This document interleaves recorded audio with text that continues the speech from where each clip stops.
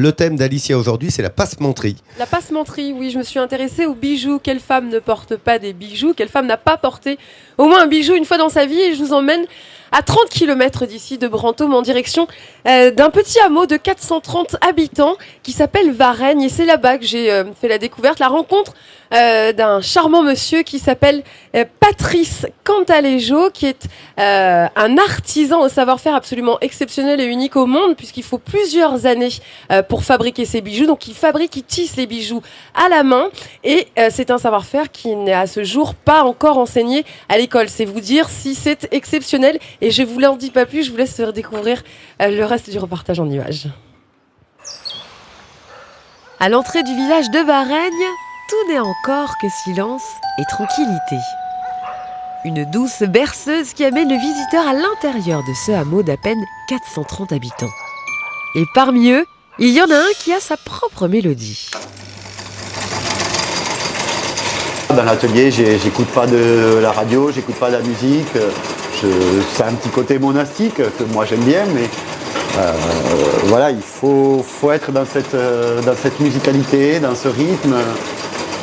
C'est comme ça qu'on sait si on travaille bien ou pas. Et son travail à Patrice Cantalejo, c'est la maîtrise des fils dont il se sert pour fabriquer toutes sortes d'ornements.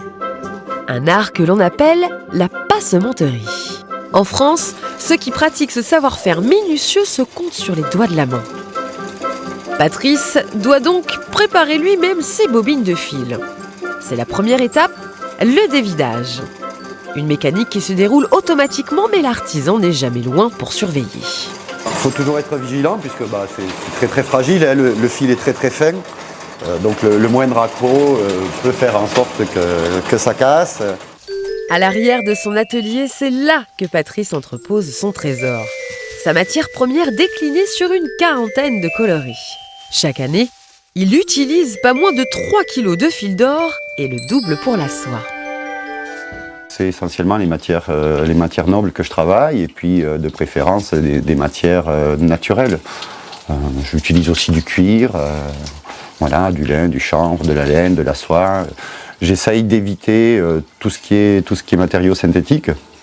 Sa collection de colliers, bracelets ou encore ceintures tissées se retrouve aujourd'hui dans le catalogue des monuments nationaux. Et non loin de son atelier, il y a un autre client qui raffole de ses créations. La commande est prête, je vais aller les livrer chez mon client au château de Varennes. Et Patrice n'a que quelques pas à faire pour rejoindre cet édifice qui date du XVIe siècle. Donc là, il y a à peu près une vingtaine de bracelets or. Ça limite les coûts de transport. Ça c'est compliqué, ouais. On est à 50 mètres. Voilà. Ici, on pratique le circuit court. Il y a un an, c'est Christian qui lui a proposé de venir installer son atelier dans ce petit village à quelques mètres du château. On amène les enfants qui viennent ici en classe de découverte, par exemple chez nous, vont voir Patrice au travail, le voient. C'est un vrai. C'est pas un animateur simplement, c'est un professionnel. Donc il a la double compétence de vouloir transmettre et d'avoir la maîtrise technique parfaite, quoi. Et dans ce château de Varennes, notre artisan se sent un peu comme chez lui. En effet, il faut dire qu'un peu partout dans les étages, l'édifice abrite un musée des tisserands qui retrace l'histoire du textile dans la région. L'histoire des hommes qui sont passés avant moi, qui ont fait ce métier depuis des siècles, ces gestes qui se sont transmis, qu'on n'a pas pu mécaniser, de bouche à oreille, d'œil à main. C'est important de garder à l'esprit qu'on fait un métier humain. Un métier humain, certes, mais bien épaulé par des machines imposantes. Et certaines de ces mécaniques, c'est Patrice qui les a réparées. À l'image de ce retors vieux de plus de 2 siècles et qui est toujours utilisé. Son chevalet autour de la ceinture, c'est là, au cœur du château, que notre artisan réalise ses guipures.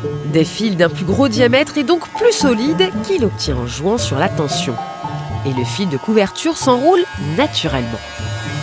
Avoir un rythme régulier, sentir les matières entre ses doigts, avoir voilà, le bon serrage, le bon rythme. Et pour maîtriser cette opération à la perfection, Patrice a dû peaufiner son art pendant plusieurs années sur le tas. Aucune école n'enseigne cette technique traditionnelle.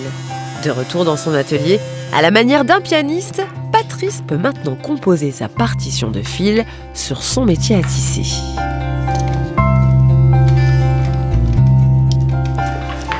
Et quand je suis rentré là-dedans, voilà, j'ai eu un coup de foudre, mais immédiat. J'ai eu l'impression, voilà, c'est comme une histoire d'amour, hein, l'impression d'avoir rencontré, non pas la personne, mais le métier pour lequel j'étais fait. Et comme dans une histoire d'amour, Patrice doit œuvrer avec délicatesse. Tisser, entrecroiser les fils un par un, l'artisan doit se montrer très patient. Il peut parfois passer des mois à répéter le même geste penché au plus près de son travail. Cette position-là, elle est déjà très inconfortable et très douloureuse pour le dos. Mais on ne peut pas la modifier parce que si je suis droit, je ne vais pas avoir l'amplitude nécessaire au niveau des gestes pour façonner les motifs que je crée. Ces motifs complexes tissés à la main, aucune machine industrielle au monde n'est aujourd'hui capable de les réaliser. Un savoir-faire d'exception pour des créations uniques. Après un peu plus d'une journée de travail, voilà enfin le collier terminé. Un bijou tissé digne des plus belles pièces de Joël. Des bijoux dignes d'un grand joaillier. Regardez ce que je porte, c'est absolument magnifique. Il y a Nathalie qui a le bracelet qui va. Alors ce sont des matières nobles, hein. Ils n'utilisent pas moins de 3 kilos de fil d'or, pas moins de 6 kilos de soie par an. Et vous le voyez, Marie-Claire Bouffier de Bourdeil porte magnifiquement bien ce collier, effectivement, qui va avec son joli top rose. Et pour ce faire, et on le voit bien ici, il y en a pour toutes. Et ben voilà, le bleu pour toi, Laurent, je t'en prie. Allez. Tiens, fais Et ça va avec ton pull. Quoi, Jean-Sébastien? Et Jean-Sébastien, bah il y a le noir. Il a déjà, regarde là, voilà. Ah bah oui, j'avais pas vu qu'il avait bracelet, voilà. Donc il fait des colliers, il fait des bracelets, il fait des créations absolument uniques. Je suis pas sûr de l'effet sur moi, mais c'est magnifique. Hein. Je suis pas sûr de Denis Glaser. Ah mais alors là, ça c'est une référence Discorama. Mais j'aimerais bien que Patrice, quand t'as les jours, ça me fait penser au goût des autres. Pour que je puisse lui... Alors voilà, non mais ce que j'adore, c'est...